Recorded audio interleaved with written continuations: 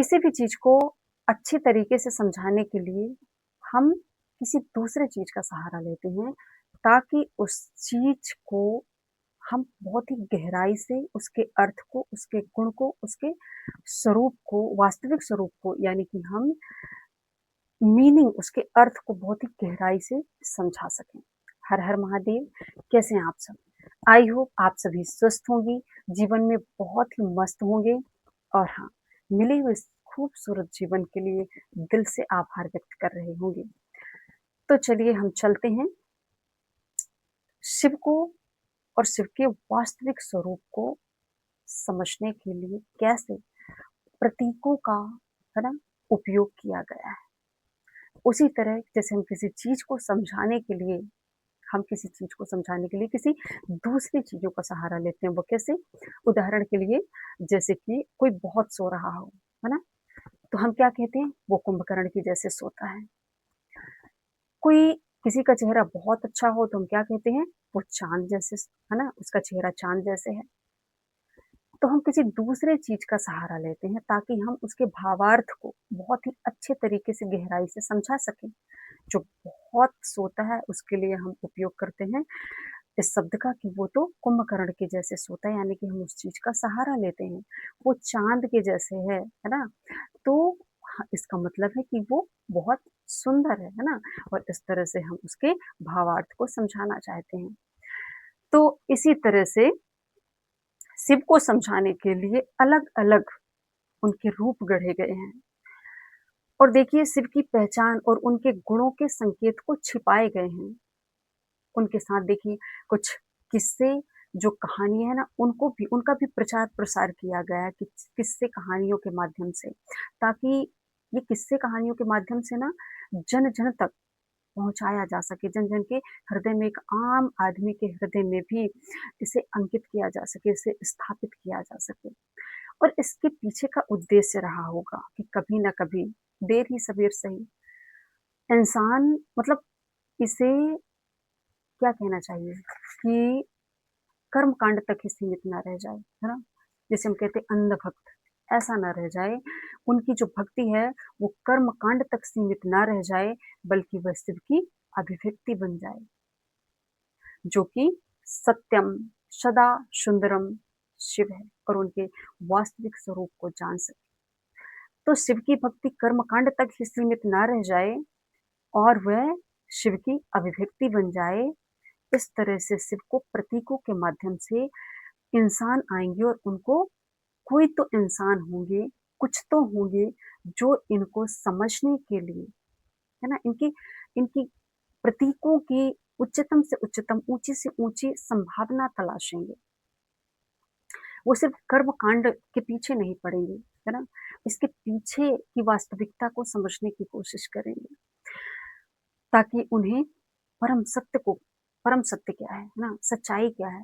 ये पता चले कि इसके पीछे की वास्तविक वास्तविकता क्या हो सकती है। तो क्यों ना ऊँचे से ऊँची इसकी संभावना तलाशी जाए, इन प्रतीकों के माध्यम से, ताकि हमारी जो भक्ति है, वो कर्म कांड तक सीमित ना रहकर वो शिव की अभिव्यक्ति बन जाए। तो चलिए एक स्टोरी के माध्यम से समझते हैं। तो मैं एक बुक पढ़ रही थी, जिसमें ऑथर ने बहुत ही खूबसूरती से एक स्टोरी को बताया है सॉरी, कि 2 बच्चे खेल रहे थे और 2 बच्चे खेल रहे थे और एक बच्चे के हाथ में पेपर था, जिसमें अगरबत्ती रहती है और उसमें अगरबत्ती का चित्र बना हुआ था। और खेल-खेल में ही दूसरे बच्चे ने क्या किया, उस पेपर को फाड़ दिया। उस पेपर में जो चित्र बना था, उस चित्र को फाड़ दिया। अब जो दूसरा बच्चा था, जो वो पेपर लिया था, उसके लिए ये था कि वो जो पेपर है ना, उसमें जो अगरबत्ती बनी है, वो वास्तविक है। और वो रो-रो के चिल्लाने लगा कि इसने तो मेरी अगरबत्ती को तोड़ दी है। और वहीं से एक व्यक्ति निकला और उसने देखा कि ये बच्चा तो ज़ोर-ज़ोर से चिल्ला रहा है, रो रहा है, ये दोनों बच्चे झगड़ रहे हैं। वो व्यक्ति गया और उन दोनों बच्चों से, और जो जो बच्चा रो-रो के चिल्ला रहा था कि इसने मेरी अगरबत्ती तोड़ दी, तो उन्होंने रीज़न पूछा तो उन्हें पता चला। फिर उन्होंने देखा कि अगरबत्ती कहाँ तोड़ी, तो उन्होंने देखा कि अगरबत्ती का चित्र था, जो फाड़ दिया था एक दूसरे बच्चे ने। अब उस व्यक्ति ने उस बच्चे को समझाने की कोशिश की कि बेटा ये अगरबत्ती नहीं है, है ना? ये तो चित्र है। तो बोला नहीं। अब वो दूसरा बच्चा मानने को तैयार ही नहीं हो रहा है। उसने कहा नहीं, नहीं, ये तो अगरबत्ती है और इसने मेरी अगरबत्ती को तोड़ दी। अब वो बहुत हँसने लगा क्योंकि उसको पता है कि ये तो अगरबत्ती नहीं है, ये तो चित्र है। तो उसने कहा कि अरे ये तो अगरबत्ती नहीं है, ये तो तस्वीर है, ये पिक्चर है और इसे तो अगरबत्ती ये नहीं है। तो उसने और इसको तो आप जोड़ोगे तो ये फिर से जुड़ जाएगी। तो बच्चे ने नहीं माना, कहने लगा नहीं, ये अगरबत्ती ही थी। वो क्या कहता है? नहीं, ये अगरबत्ती ही थी। उस इंसान ने बच्चे को प्यार से समझाया, बेटा अगरबत्ती क्या होती है? अगरबत्ती तो वह होती है जिसे आप जलाओगे फिर उससे धुआँ निकलेगा और वो धुएँ से खुशबू है ना निकलेगी जिसे आप उसे महसूस कर सकोगे, उसको खुशबू आप ले सकोगे, उसके उठते हुए धुएँ को आप देख पाओगे। अगरबत्ती तो वो है ना? अगर आप इस पेज को जलाओगे, इस कागज़ को जलाओगे, तो इससे तो आपको खुशबू नहीं मिलेगी, है ना? तो लेकिन वो बच्चा ज़िद में अड़ गया कि नहीं, ये तो अगरबत्ती है और उसने मेरी अगरबत्ती को फाड़ दी, वो ज़िद में अड़ गया। ये अगरबत्ती ही थी, इसने मेरी अगरबत्ती को तोड़ दी है। अब उस व्यक्ति ने लाख समझाने की कोशिश की कि चित्र असली अगरबत्ती नहीं है, जो चित्र है वो असली अगरबत्ती नहीं है, चित्र और अगरबत्ती में फ़र्क है, मगर बच्चा सुनने को तैयार नहीं था। ऑथर यहाँ समझाना चाहते हैं कि संसार में ईश्वर के नाम पर यही चल रहा है। उसके प्रतीकों को, उसके मूर्तियों को, उसके चित्रों को ही ईश्वर समझ लिया गया है। असली ईश्वर पर कोई बात ही नहीं की। जिस तरह अगरबत्ती के चित्र को देखकर आपको अगरबत्ती का ध्यान आता है ना कि इसमें अगरबत्ती का चित्र है तो इसके अंदर अगरबत्ती होगा। यानी कि आपको अगरबत्ती के चित्र को देखकर अगरबत्ती का ध्यान आता है। तो वैसे ही मूर्तियों को देखकर आप ईश्वर से आंतरिक रूप से जुड़ सकते हैं, उसका ध्यान कर सकते हैं, उसे याद कर सकते हैं, है ना? तो आप भगवान से जुड़ सकते हैं, कनेक्ट हो सकते हैं और उन्हें बहुत ही श्रद्धा भाव के साथ उन्हें याद कर सकते हैं। किंतु वे मूर्तियाँ अंतिम सत्य नहीं हैं, वे उस सत्य के लिए पॉइंटर हैं, जो आपको सत्य तक पहुँचाने हेतु निमित्त बनी हैं। यानी कि जो मूर्तियाँ हैं, जो चित्र हैं, वो क्या हैं?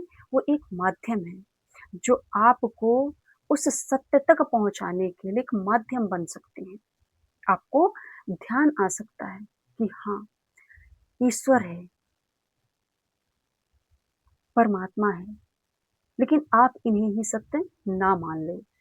तो ऑथर कहते हैं कि सत्य पर पहुंचकर उन्हें छोड़ देना है, पकड़ कर नहीं रखना है।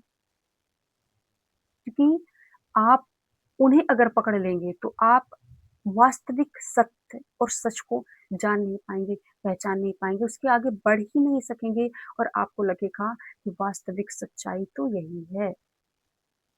अर्थ का अनर्थ हो तो क्या होता है? एक सत्य है और दूसरा सत्य का प्रतीक। सत्य का प्रतीक इशारा करता है सत्य की ओर, लेकिन दोनों हैं अलग-अलग। यह समझ शिव को समझने से पहले ही पा लेना है।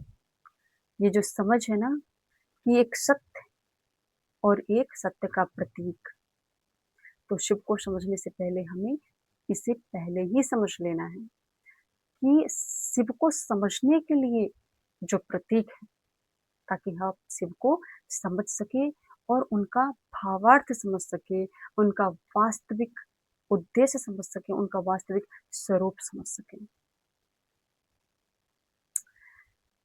तो शिव को समझने से पहले, है ना, उनके प्रतीकों को जानने से पहले हमें ये समझ लेना है कि सत्य और दूसरा सत्य का प्रतीक है। तभी आप शिव के हर एक प्रतीक का वास्तविक अर्थ समझ पाएँगे। तो फिर हम नेक्स्ट वीडियो में शिव के प्रतीकों के बारे में विस्तार से समझेंगे और उनका वास्तविक अर्थ क्या है, ये समझेंगे। तो वीडियो कैसी लगी एक बार कमेंट करके ज़रूर बताइएगा और अपने दृष्टिकोण से आप क्या समझते हैं, आपका ओपिनियन क्या है, वो भी आप कमेंट बॉक्स में ज़रूर लिखिए। ओके, छोड़ दीजिए। तब तक के लिए bye, thank you so much. मिलते हैं नेक्स्ट वीडियो में।